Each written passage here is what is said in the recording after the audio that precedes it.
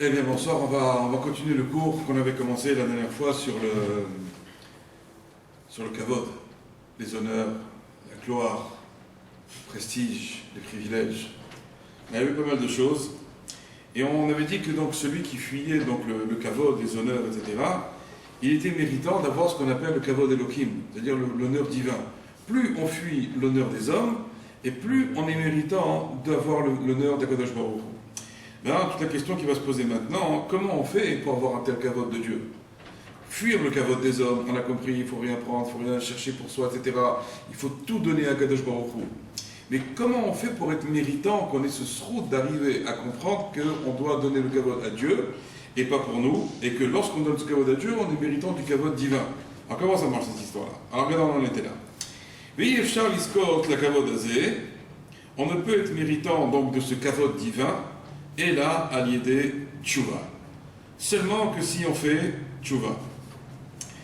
Par exemple, un homme a pu avoir, Akadosh Baruch Hu a pu lui donner beaucoup de sechel, beaucoup d'intelligence. Soit il va dire, cette intelligence, c'est Dieu qui me l'a donnée, donc j'ai aucune raison de m'enorgueillir de ce que j'ai, de l'intelligence que j'ai. Et soit on va dire que cette intelligence maintenant qu'il m'a donnée, c'est moi qui l'ai, c'est pas Dieu qui me l'a donnée. Et donc automatiquement, l'homme va tomber dans le kavod. On va dédicacer ce cours aussi pour la réfoua chez les mages du bébé qui vient de naître, qui s'appelle Yiska Bat Chava Esther Simra B'zat Hashem, quelle est une réfoua chez les mages, et que tout ce qu'ont dit les médecins soit du mensonge total. Amen. Et que tout s'annule, B'zat Hashem. Donc, ça veut dire que maintenant, le fait de savoir qu'on a une richesse, qu'on a une intelligence, qu'on a des choses dans lesquelles on pourrait s'enorgueillir, tout dépend maintenant, est-ce qu'on arrive à comprendre quelle est l'origine de la chose que j'ai, ou je n'arrive pas à le comprendre. Si j'arrive à comprendre que tout vient d'Hachem, j'ai aucune raison de m'enorgueillir. De la même manière qu'il m'a donné, il peut me le reprendre. Par exemple, quelqu'un il a de la richesse. Si tu es conscient que c'est Dieu qui t'a donné cette richesse, alors qu'est-ce que tu vas faire? Tu ne vas pas commencer à t'enorgueillir, tu vas comprendre que Dieu t'a donné, et de la même manière qu'il te l'a donné, il peut te la reprendre. Pareil pour l'intelligence, il y a des gens qui étaient très intelligents, puis un jour ils ont eu un niveau à mourir, un accident cérébral, et puis il n'y a plus d'intelligence, etc. On pourrait donner plein d'exemples comme ça. Donc en tout cas, qu'est-ce qui fait qu'un homme n'arrive pas à faire tchouva? La tchouva, on va déterminer c'est quoi aussi la tchouva, mais en tout cas, qu'est-ce qui fait qu'un homme n'arrive pas à véritablement faire tchouva sur ses fautes? C'est parce qu'en vérité, les fautes d'un homme, quand un homme transgresse, il fait des avérotes, ces fautes-là, elles entraînent toutes sortes de machalot nefesh, des maladies de l'âme. Un homme, quand quelqu'un ne met pas les tefilines, ou quand quelqu'un ne fait pas Shabbat, ou quand quelqu'un il voit des choses interdites, ou il parle des choses interdites, ou il fait honte à des gens publics, etc., ces choses-là vont entraîner qu'il va être malade. Pas une maladie physique, il ne va pas être dans le lit, à l'hôpital, etc. C'est surtout des maladies de l'âme. Et d'ailleurs, tout on voit ça, c'est marqué dans les Teilim. Comment il disait David Ameler? Refa nafshi ki chatatilach. Refa nafshi, ça veut dire guéris mon âme. Pourquoi? Ki chatatilach, car j'ai fauté envers toi. Donc, pourquoi mon âme souffre? Donc c'est à cause des avérotes, c'est à cause des fautes. Si maintenant un homme il arrête de fauter, son âme va arrêter de souffrir. Alors, quel type de maladie de l'âme ça peut déclencher les avérotes? C'est ça ce qu'il faut arriver à déterminer maintenant. Parce que pour ça, sur quoi faire tchouva? On a dit la véritable tchouva, on va voir, c'est sur les maladies de l'âme. Et donc, qu'est-ce qui déclenche justement les maladies de l'âme? La première chose qu'on va voir, c'est que lorsqu'il y a un vent de folie qui rentre chez l'homme, et que ce vent de folie lui demande de s'enorgueillir. La gava, l'orgueil. L'orgueil, c'est une maladie de l'âme. L'orgueil, le Ben Adam, il commence à rechercher. Il dit, moi je suis mieux, et je suis plus intelligent, et je suis plus fort, et je suis plus riche, et j'arriverai mieux, et je serai mieux qu'eux, etc. Et tout. Tous ces sentiments-là, même s'ils ne les expriment pas verbalement, mais ils les pensent. Le fait de penser qu'on est mieux, qu'on est plus fort, qu'on est plus hautain, etc., ces choses-là vont commencer à entraîner des maladies de l'âme. Et par exemple, quand un homme a de la gava, d'orgueil qui est en lui, ça génère automatiquement qu'il va rechercher le kavod. Et donc, il va s'éloigner d'Hachem, un homme pareil. Plus un homme va faire rentrer de l'orgueil en lui, l'orgueil peut venir de plein de manières. il peut venir par une voiture, il peut venir par une maison, il peut venir par un poste qu'on a réussi à atteindre, il peut venir parce qu'on est devenu un petit chef, ou le petit chef il est devenu un grand chef, il peut venir aussi par une réussite phénoménale dans le domaine de l'argent, il peut venir dans plein de domaines, cette ignaine d'orgueil. Et donc l'orgueil automatiquement va demander que maintenant je veux qu'on m'honore. Puisque moi j'ai réussi, puisque moi maintenant j'ai ci et j'ai ça, etc. et tout, je vais demander qu'on m'honore. Et donc un homme pareil va tomber dans ce qu'on appelle les mahalot hanefesh, donc les maladies de l'âme. Ou par exemple, quel autre type de maladie de l'âme qu'on peut trouver aussi? Par exemple, il n'a pas de bitachon atzmi, il n'a pas de confiance en lui. Il doute, sans arrêt il doute, il ne sait pas, est-ce qu'il va réussir, il est là en train de hésiter, etc. Tout ça, ça a été généré par quoi? Parce qu'il n'a pas fait tchouva. Et donc les avérotes qu'il a réalisées ont entraîné des maladies de l'âme. Donc première maladie de l'âme, donc c'est l'orgueil. L'orgueil qui entraîne donc la demande de kavod. Deuxième maladie de l'âme, c'est le manque de bitachon atzmi. Il y a beaucoup de gens qui souffrent de manque de confiance en soi. Vous n'avez pas vu tous les coachings qu'il y a aujourd'hui? Comment que ça marche? Pourquoi? C'est quoi un coaching? C'est pour remonter quelqu'un qui se sent qu'il y a une vision de lui extrêmement basse et donc qui n'a plus confiance dans ses capacités, et on est là pour le remonter. Donc tout c'est venu maintenant que cette histoire-là, qu'un homme n'a pas de confiance en soi, qu'il n'a pas de bitachon atzmi, tout c'est venu un truc pareil. C'est ce qu'on appelle des maladies de l'âme. Les maladies de l'âme ont été créées à cause des avérotes. Qu'est-ce qu'il a dit David Ameller? Refa nafshi, guéris mon âme, kiratatilar, car j'ai fauté envers toi. Donc ce sont bien les avérotes, les fautes, qui sont donc l'élément déclencheur des maladies de l'âme. Donc lorsque maintenant j'ai de la gava, j'ai de l'orgueil, j'ai du kavod, ou par exemple j'ai pas de bitachon atzmi, toute la base de tout c'est quoi? C'est justement les fautes qu'on a pu faire de notre vie. Et tout ça, ça entraîne énormément de problèmes. Et donc lorsque quelqu'un par exemple il n'a pas de bitachon atzmi, il est très susceptible. On lui dit par exemple un mot de travers, il se sent mal. La susceptibilité, c'est une maladie française, à mes yeux. Je ne sais pas si vous avez marqué autour de vous. Les Français, on leur dit un mot de travers. Donc, quand ils sont passés quelques années en Israël, beaucoup moins. Mais avant que ça aille mieux, ça prend du temps. Ça prend énormément de temps parce que les gens, regardez par exemple, il y avait une fois, je crois que c'était pas les Maccabiades, enfin, c'était un concours de tous les pays du monde qui étaient réunis en France. Et ils avaient montré la France, quel était le symbole de la France? C'était le coq. Fierté du coq. La fierté du coq, la gava, l'orgueil comme ça. Et donc ça veut dire que l'orgueil, le coq, donc tous ces gens qui ont de la gava sont extrêmement susceptibles. Dans la mesure où on ne leur a pas donné le kavod nécessaire auquel ils s'attendaient, automatiquement, comment on a pu me faire une chose pareille? Ils commencent à se mettre à trembler. Ils sont nifgaim, ils ont été blessés, ils ont été touchés dans leur orgueil, dans leur fort intérieur. Donc vous voyez, et par exemple, donc des gens pareils, donc ils ont du mal à vivre en société. Tout ça pourquoi? Parce qu'ils n'ont pas eu droit à l'honneur auquel ils s'attendaient. Donc ces gens-là, ils ont énormément de mal à évoluer dans le cadre d'une société, que ce soit à la synagogue, que ce soit dans le cadre d'une société d'affaires, ou dans une famille. Si on a dit un mot de travers, si on a dit quelque chose qui ne fallait pas, ça devient une catastrophe. C'est dur, c'est très dur à vivre. Donc ces machalot hanefesh, ces maladies de l'âme, elles sont là, elles sont présentes, elles sont existantes. Mais les gens ne pensent pas qu'ils sont malades quand ils voient ça. On dit non, c'est un dû. Les gens doivent me donner du respect. Les gens doivent me considérer. Ce que ça veut dire comment il a osé me parler, c'est celui-là, là-bas. Là. Vous comprenez comment que ça fonctionne? Et donc, ils ont tout le temps l'impression que les gens les méprisent. Ils sont des alzélines. Et donc, et quand on a cette impression générale que tout le monde nous en veut, ben à la fin, on ne peut plus du tout avancer dans la vie. Et donc, vous voyez, donc, toutes ces tofaot, tous ces signes extérieurs de maladies de l'âme sont des maladies qui sont très importantes qui gênent vraiment la vie de tous les jours. Alors, qu'est-ce qu'il faut faire? Donc, la solution, c'est quoi? Puisqu'on a vu que la raison principale des problèmes des maladies de l'âme, c'est quoi? Ce sont les fautes. Donc, qu'est-ce qu'il nous reste à faire? Arrêtez d'en faire. Et donc? Faire tchouva. Et donc, faire tchouva. Alors voilà, quoi faire tchouva? Quelqu'un, il fait déjà Shabbat. Il dit à il fait 3 tfilotes par jour. Il étudie la Torah 4, 5 heures, 6 heures, 8 heures, 10 heures par jour. Il n'y a pas que ça. Et voilà. Donc, il semblerait qu'il y ait Ça ne suffit pas, parce qu'il y a plein de gens qui font tout ça, et que malheureusement, ils sont encore en train d'avoir les maladies de l'âme. Ils sont en train de souffrir de susceptibilité, de machin, etc. et tout. Qu'est-ce que ça veut dire faire tchouva? Comment on sait quand on a fait tchouva ou pas? Est-ce que le fait de ne pas faire Shabbat, maintenant je fais Shabbat, ça s'appelle faire tchouva? Ça s'appelle faire tchouva, c'est évident. Quelqu'un qui ne ferait pas Shabbat maintenant, et on lui dit, avec une cigarette à la bouche, Shabbat, il dit arrête tes bêtises. Ne commence pas à faire des bêtises pareilles, c'est sûr qu'il faut arrêter. Mais il y a une tchouva qui est une tchouva qui nous montre véritablement que l'on a fait tchouva. C'est laquelle? Il nous dit comme ça.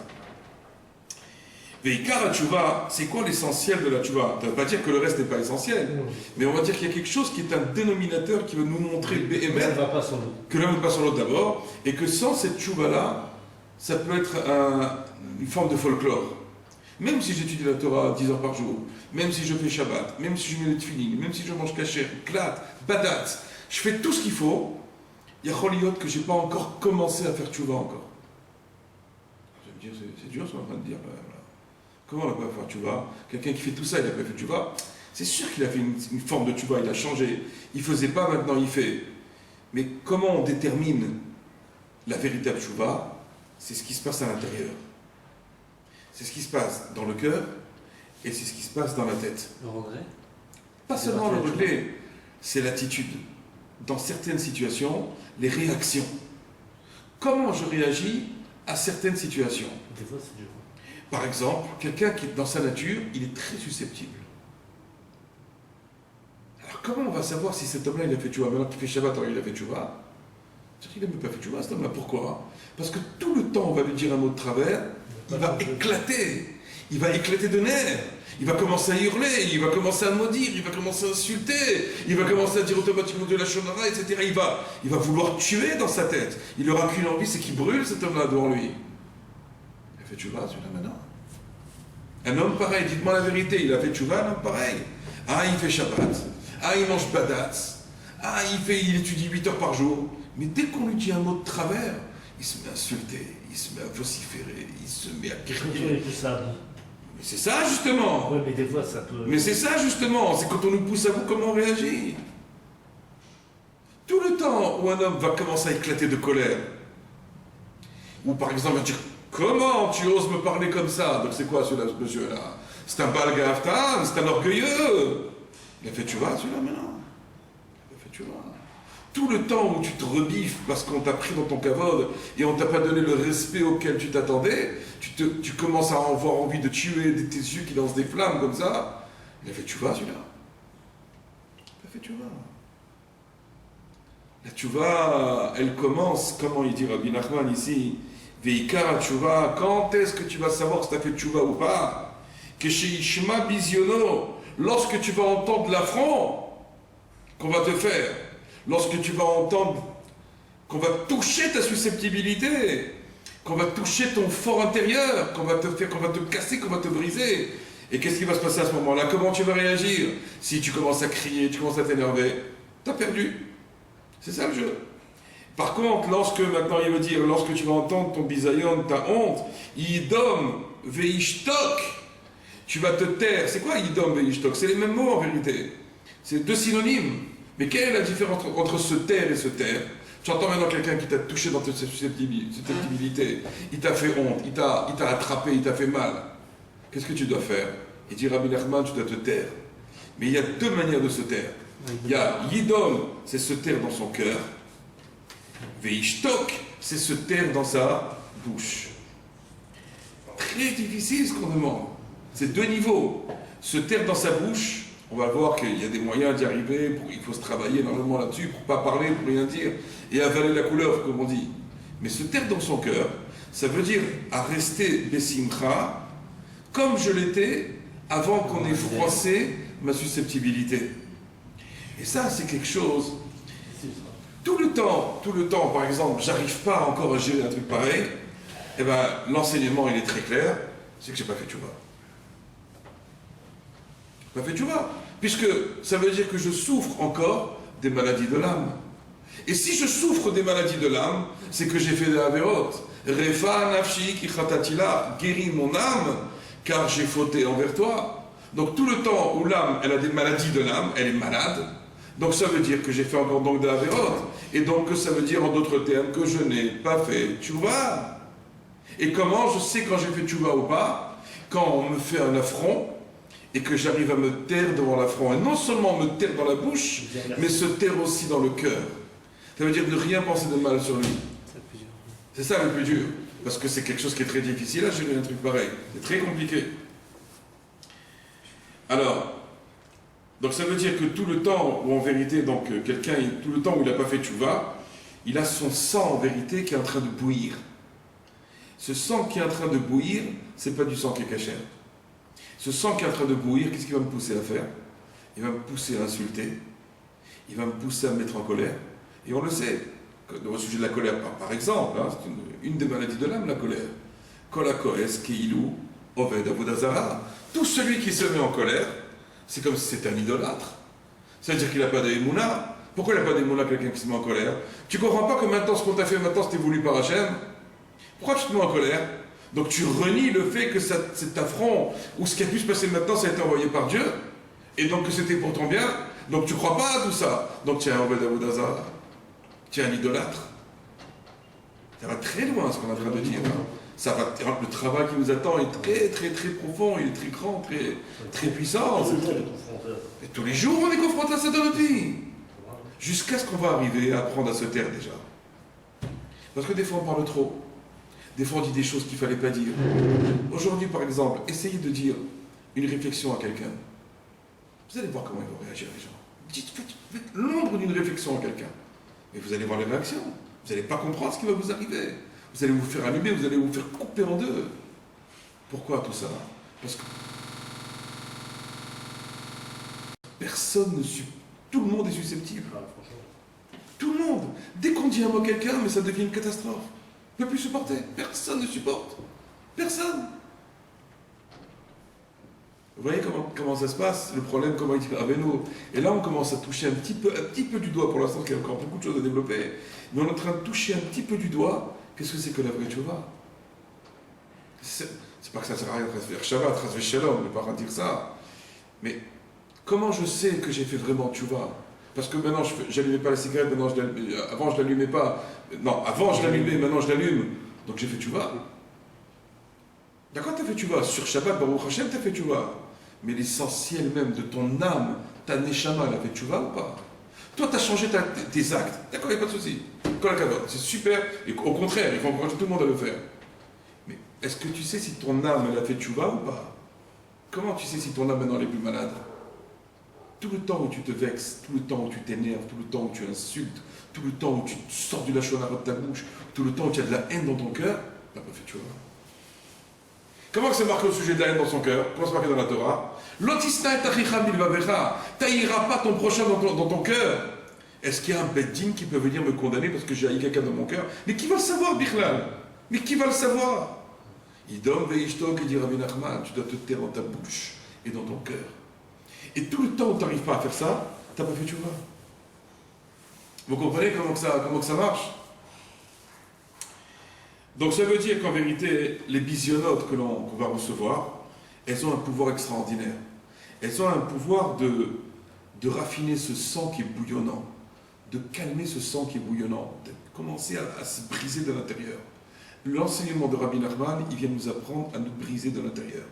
Que de l'extérieur, on reste toujours le même, mais de l'intérieur, qu'on arrive à comprendre que toutes ces choses-là, il faut les enlever complètement de notre... Par exemple, des fois, c'est la femme qui nous a fait honte. Regardez tous les problèmes de Shalom Bayit. Et à cause de quoi? Parce que la femme, elle est rentrée dedans.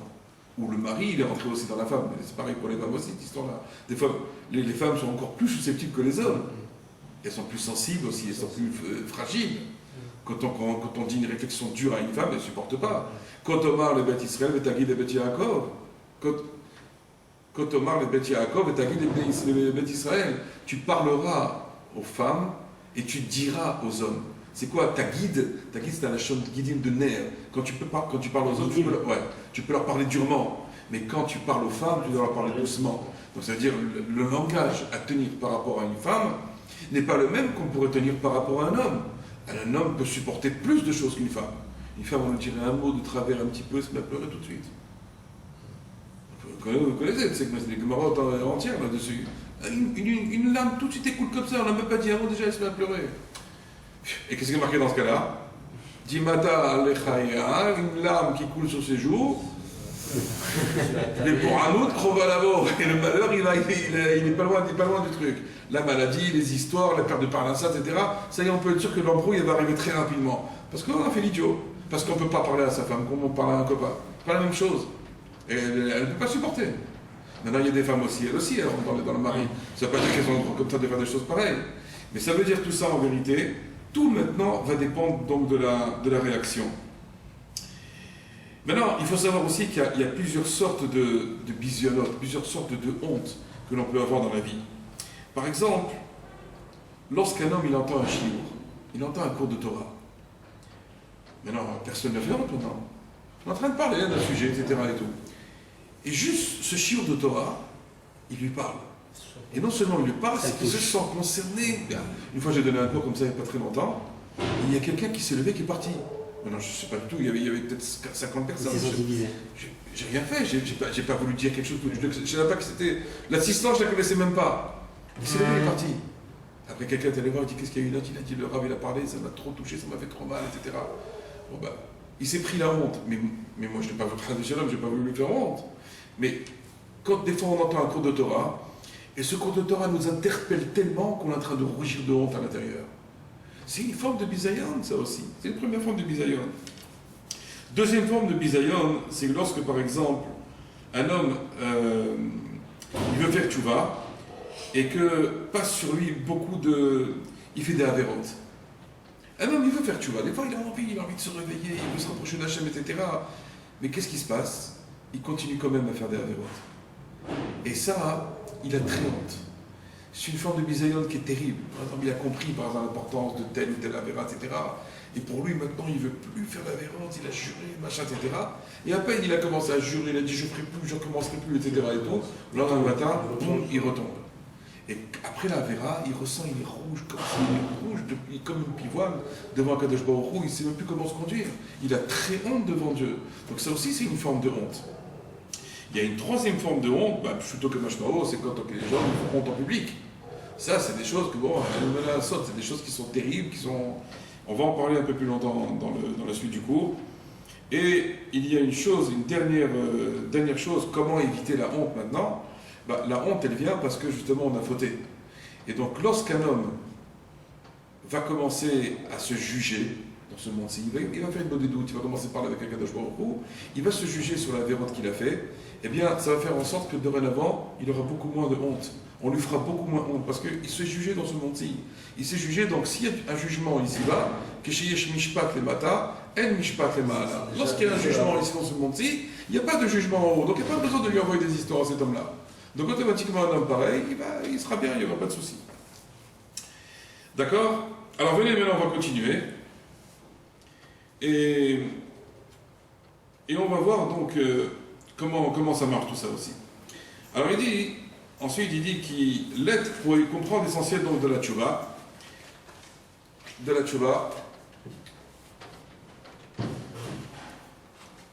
L'essentiel donc de la tchouva. Donc on a dit comme tout à l'heure, c'est entendre son bisayon, entendre la honte que l'on nous fait. Yidom beishtok, se taire dans son cœur et se taire donc dans sa bouche. C'est-à-dire ne pas avoir de réaction. Il dit qu'il est kavod belokaf. Le kavod, le mot kavod, le mot honneur, ça commence par quelle lettre? Par le kaf. Et veakaf ou keter. Le kaf c'est quoi? Le kaf ça veut dire que c'est le même mot par lequel commence le mot keter, la couronne. Et qu'est-ce que ça veut dire en Kabbalah? En Kabbalah, vous savez que la sphira, la sphère de Keter correspond à la sphère la plus haute, la plus sublime qui soit. Quelque chose de vraiment les Ma'ala ou les Ma'ala, qui dépasse toutes les autres sphirotes. Et ce Keter-là, le Kaf par lequel le mot Kavod, qui correspond donc au Keter à la couronne, il dit Prenat Eke. Cette couronne-là, elle est du même niveau de Eke. C'est quoi Eke? Eke, c'est un des noms d'Akadosh Baruch Hu. Dieu a plusieurs noms. Et le nom qui s'était fait connaître lorsque Moshe Rabbeinu lui a demandé, quand je vais te dire, quand il lui a demandé de faire la shlichut, d'être l'envoyé de Dieu auprès des Bnei Israël en Égypte, alors il a dit, mais ils vont me demander comment tu t'appelles, quel nom je vais dire. Alors Dieu, qu'est-ce qu'il a répondu? Il a dit, tu leur diras, Eke Asher Eke, je suis celui que je suis. C'était le nom que Dieu s'est révélé la première fois à Moshe Rabbeinu pour qu'il puisse donner son nom au Béné Israël. Donc il dit, ce qu'était là, cette notion de couronne sublime, suprême, qui est au-dessus de tous les niveaux possibles et imaginables, qui est donc la couronne, il dit c'est du même niveau que Eke, Eke qui est donc un des noms de Dieu. Et cette notion de Eke, c'est quoi? Je suis. C'est la notion de tchouva, la notion de repentir. Pourquoi? Qui Eke, qu'est-ce que ça veut dire le mot Eke? Dans le Zohar, on explique comme ça dans la Kabbalah. Da ana zamin lemehave. Ça veut dire que je me prépare à être celui que je dois être. Je me prépare à être celui que je dois être. Ça veut dire que normalement, nous sommes quelque chose, mais par rapport à ce que nous devrions être, nous sommes très loin du compte. L'homme, il a un potentiel, il a une capacité immense. Même les scientifiques le disent, qu'on exploite à peine, même pas peut-être 15 ou 20% de son cerveau. Donc, et c'est quoi le cerveau? C'est l'intelligence. C'est quoi l'intelligence? C'est la neshama. Puisque l'intelligence, la neshama se trouve dans l'intelligence. Et donc elle se trouve dans le cerveau. Donc plus quelqu'un il fait grandir son intelligence, plus il fait grandir sa neshama. Donc lorsque maintenant je dis Da, c'est quoi Eke? Da ana zamin emiave, je me prépare à être celui que je devrais être. Ça veut dire que j'ai un potentiel que je n'ai pas encore exploité. J'ai des possibilités qui me sont données, que Dieu m'a données, et que je n'ai pas encore du tout développées. Donc c'est quoi faire tchouva? C'est se préparer à devenir celui auquel je peux vraiment devenir. C'est-à-dire que j'ai des capacités énormes. C'est-à-dire lorsque je crois maintenant qu'on peut me faire un affront et que je peux ne pas réagir, ça me paraît impossible, c'est qu'en vérité, tu n'as pas compris qui tu étais encore. Tu as des possibilités qui sont insoupçonnables. Tu as des capacités qui sont au-delà de la nature humaine. Allez dire à quelqu'un, allez faire un affront à quelqu'un qui ne répond pas, il va vous dire c'est impossible. C'est impossible. Or c'est faux. Parce que toute la notion de Keter, de couronne, c'est la notion de Eke, du nom de Dieu de Eke. Et cette notion de Eke, le Zohar nous dit c'est quoi? Je me prépare à être celui que je devrais être, que je pourrais être. Ça veut dire que j'ai des capacités qui sont insoupçonnables. Et donc j'ai cette possibilité de monter à des niveaux incroyables. Mais en vérité, qu'est-ce que je fais? Je ne développe pas mes capacités. Je suis très loin du compte. Je suis pas encore, j'ai pas commencé, entre guillemets, à faire tchouva. Parce que si j'avais commencé à faire tchouva, alors j'aurais été dans la prina de Eke. Parce que regardez ce qu'il dit après. Il dit Aïnou, parce qu'avant la tchouva, Adaïn enlo avaya. J'ai pas encore commencé à exister. Tout le temps où j'ai pas fait tchouva, et maintenant vous avez compris ce que c'est tchouva. Tchouva, c'est pas seulement faire Shabbat ou mettre tefillin. C'est pas seulement ça. Tchouva, c'est quoi? C'est arriver à subir un affront et se taire dans son cœur et se taire dans sa bouche. Ça veut dire briser la colère, briser les honneurs, briser le kavod, briser ce sentiment ce sentiment de susceptibilité qui mettra à chaque fois que je ne peux pas supporter qu'on me fasse ça, qu'on me dise ça, etc. Tout le temps où j'ai pas encore changé mon attitude, j'ai pas encore fait tchouva. Donc il dit, avant la tchouva, Adaïn enlo avaya, il n'y a pas d'existence. Cet homme-là n'a pas commencé encore à exister, tout le temps il n'a pas fait tchouva. Keilu Adaïn nonit avaba olam, comme s'il n'avait pas encore été créé dans le monde. C'est-à-dire, il a 40 ans, mais il n'est même pas né. Il n'est pas né.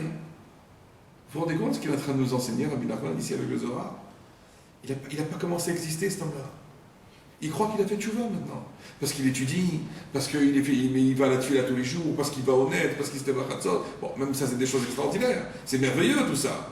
Mais tout le temps où cette Torah que tu as appris, tout le temps où cette filote que tu as fait, tout le temps où ces Shabbatot que tu respectes, tout le temps où tout ce que tu fais, ça ne te sert pas à prendre conscience que tu n'as pas encore changé tes maladies de l'âme, tu n'as pas bougé encore, tu n'as pas fait tchouva.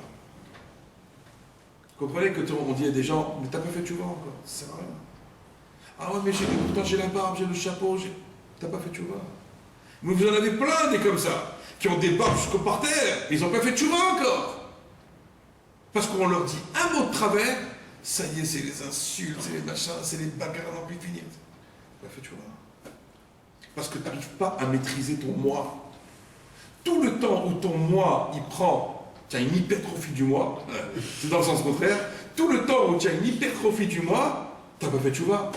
Tout le temps où tu as brisé ton moi, c'est là où tu commences à bouger, tu commences à exister. Regardez comment il dit. Et d'ailleurs, c'est marqué, qui tovlo sheloniva, micheniva. Il valait mieux qu'il ne soit pas créé plutôt qu'il ait été créé un homme pareil.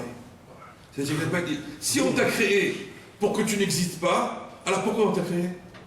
Mais on t'a créé uniquement pour que tu fasses tchouva. Ça sert à rien d'avoir été créé. Mais il y avait une discussion d'ailleurs dans la Gemara entre Beth Hillel et Beth Shammai. Est-ce qu'il fallait créer l'homme ou il ne fallait pas le créer? Pourquoi? Parce qu'ils ont créé l'homme, qu'est-ce qu'il est devenu? Un pochéa, un criminel, il a fait toute la véro du monde, et il tue, et il vole, et il fait du mal, etc. Alors il y en a qui disaient non, il fallait le créer. Oui, la discussion entre Beth Hillel et Beth Shammai, elle a duré 2 ans.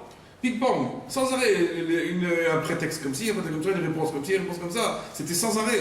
Jusqu'à ce qu'à la fin, ils soient arrivés à la conclusion que l'homme, effectivement, il aurait mieux valu ne jamais le créer. Parce qu'il est né, il fait que du mal. Mais regardez la nature humaine, c'est pas une nature sympathique, hein, je veux dire, entre nous, là, on va pas commencer à se la jouer. C'est pas une nature qui est sympathique. Ouais, mais là, ils ont mis Hein? Ils ont mis Hachem en... Oui, non, mais d'accord. Donc, ouais, mais ça veut dire que, à la base, vu comment l'homme, la nature humaine de l'homme, franchement, c'était pas la peine, hein. On s'en serait passé. Il n'y a que des guerres, il n'y a que des meurtres, il n'y a que des viols, il n'y a que des machins, il n'y a que de la saleté, il n'y a rien de bien. Donc la conclusion de la discussion entre Beth Hillel et Beth Shammai, c'est qu'il aurait fallu jamais créer, c'était pas la peine de créer un homme pareil. Mais maintenant qu'il est créé, ils ont dit, alors, Sheitaken et Maasav, qui répare ses actions. Ok, dans l'absolu, il ne fallait pas créer l'homme, c'est pas la peine. Mais maintenant qu'il est là, alors qu'il fasse tchouva. C'est la raison de la création. Alors qu'il fasse tchouva. Donc ça veut dire que si un homme ne fait pas tchouva, Ça sert à rien de se créer. ça sert à rien qu'il soit créé. Chazak ou Baruch. Vous voyez dans les paroles de Rabbi Nachman comment que ça rentre tout ça. Adain lo havaya, tout le temps il n'a pas fait tchouva, il n'a pas d'existence. Keilu adain lo nitava baolam, c'est comme s'il n'avait jamais été créé dans le monde. Son existence n'a pas commencé encore. Il a 40 ans, il a 50 ans, il n'a pas encore commencé à exister ce monsieur-là. Qui tovlo shelon nivra, Michel Nivra, il valait mieux que ce soit pas créé plutôt que d'être créé et de vivre dans cette manière-là. C'est-à-dire, tu as été créé et tu ne fais pas tchouva, mais alors, puis tu as été créé, alors ton existence n'a aucune valeur, et sert à rien ton existence. Parce que quel est le but de la tchouva? L'essentiel de la tchouva, c'est d'arriver à être un ave, d'arriver à être modeste. Tout le temps où tu te la joues, tu n'es pas un modeste. Et tout le temps où tu n'es pas un modeste, tu n'as pas commencé encore à faire tchouva. Tu n'as pas commencé à faire tchouva, ça servait à rien de te créer alors. Tu es venu pour rien sur Terre. Tu es venu faire un voyage ici 70 ans, 80 ans dans le meilleur des cas. Shivim Shana, notre vie dans ce monde-ci, elle est 70 ans, il dit David Ameler. Vim Bikvurot, Shmonim Shana, et dans le meilleur des cas, 80 ans. Après, tu es moment gravataire, de toute façon, tu ne sors plus à rien. Comprenez Comprenez comment que ça marche. Donc ça veut dire que l'essentiel de la tchouva, c'est d'arriver à quoi? C'est d'arriver à devenir quelqu'un de modeste. Arrête de la jouer. Et comment tu sais quand tu es modeste ou pas? Une modeste, c'est pas commencer à faire l'idiot comme ça. C'est pas ça, modeste. C'est pas ça. Être modeste, c'est quoi? C'est arriver à comprendre que si on t'affronte, si on te lance un affront, on te fait une honte en public, tu dis rien. Parce que tout le temps où tu réagis, où tu dis quelque chose, ça veut dire que tu penses vraiment que tu es quelque chose. Or, le but, c'est d'arriver à comprendre qu'on n'est rien. Et d'ailleurs, regardez Moshe Rabbeinu, qui était l'homme le plus grand sur la terre que la terre ait jamais porté, c'était l'homme le plus modeste de la terre. La grandeur, elle va à modestie. Plus on est grand, et plus on doit être modeste. La preuve est marquée au sujet de Dieu. Kol makom sotamotse vatanuto, atamotse kudulato. Tous les endroits où tu trouves la modestie de Dieu, tu trouves aussi sa grandeur. Plus Dieu il est grand et plus il est modeste. Vous savez comment on voit que Dieu il est modeste et comment on doit copier sur Hachem? C'est que quand Kadosh Baruch Hu, par exemple, on s'adresse à quelqu'un qui est très important, va prendre un rendez-vous, et tu as un premier secrétaire, barrage troisième secrétaire, barrage machin, etc. Plus il est important, et plus il est inaccessible. Chez Dieu, c'est complètement différent.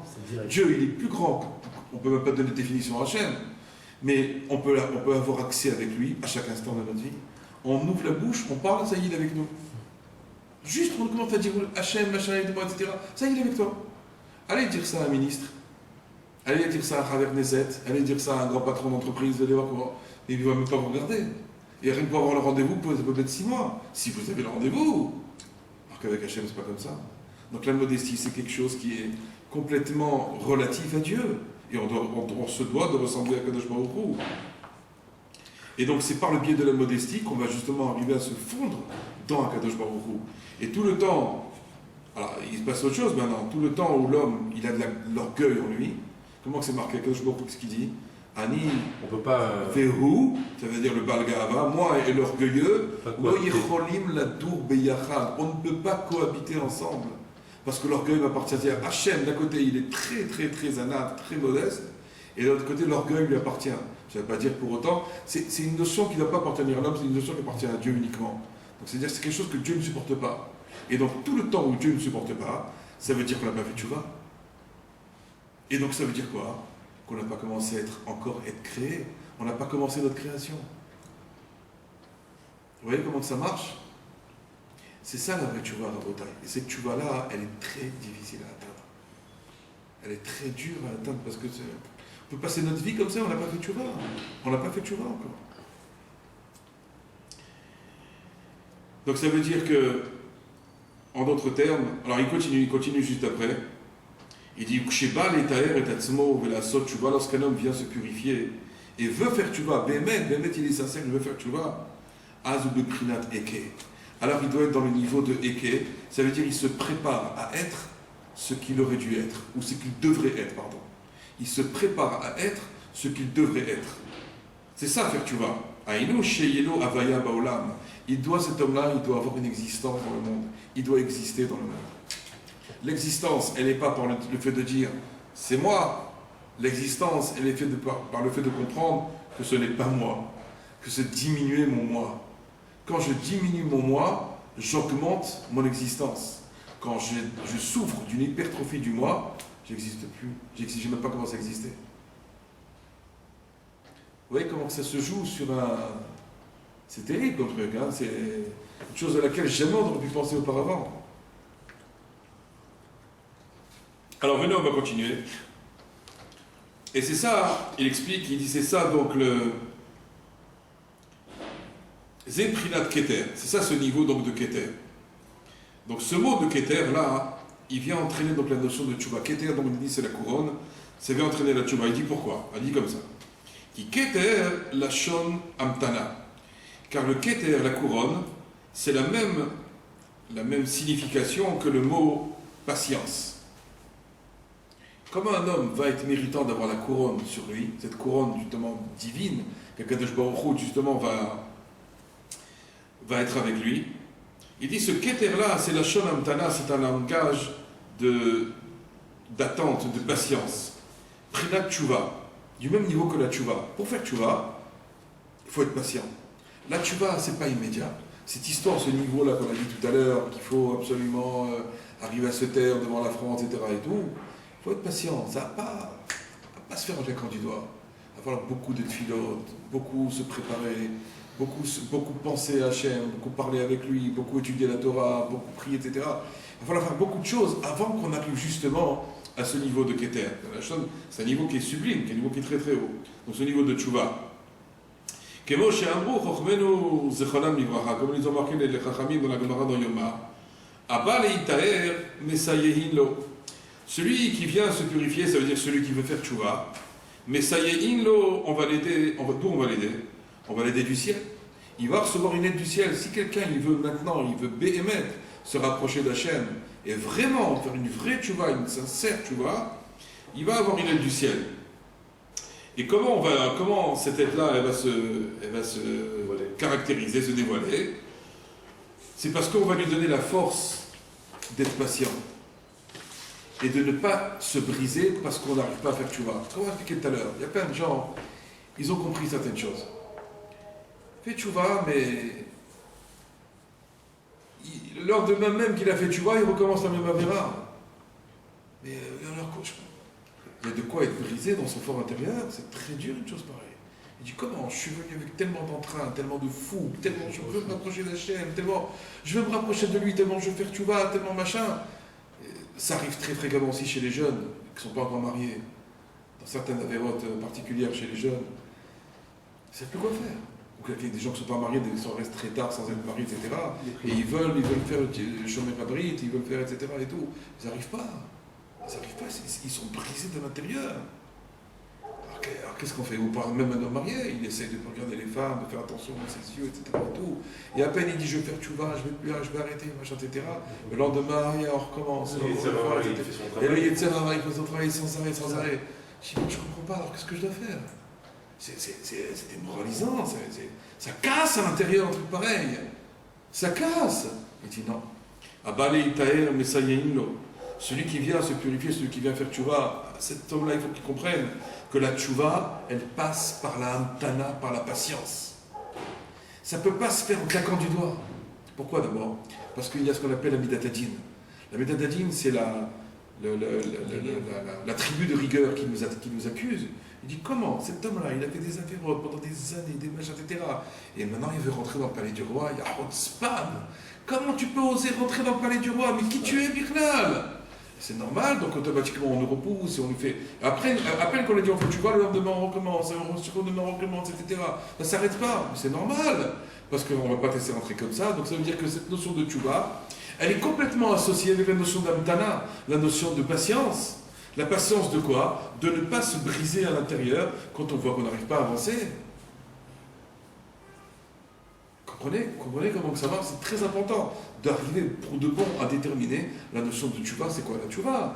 On est loin du conte d'histoire, tu ne peux pas Shabbat, tu n'arrives pas Shabbat, mange pas caché, mange caché. Bétar, c'est badaï, ça aussi c'est une tchouva. Mais le vrai ignan de la tchouva, c'est d'arriver justement à ça, d'arriver à la patience, d'arriver à ne pas se briser à l'intérieur. Parce qu'il y a un petit qui va se dire, bah écoute, je ne suis pas un hypocrite, on va pas commencer à se jouer. J'arrive pas, tu veux bien que j'arrive pas, je laisse tomber. Il y en a plein qui pensent comme ça. Il y en a plein qui disent, c'est pas la peine.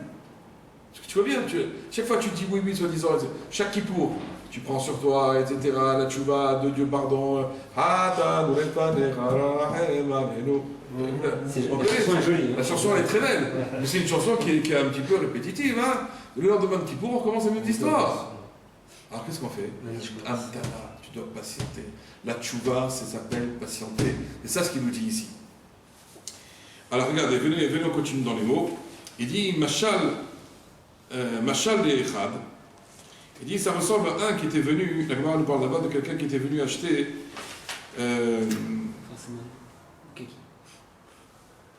Il est venu acheter du neft. Du neft, c'est du pétrole. Vous savez que le pétrole, ça sent pas très bon. C'est une odeur pas très sympathique.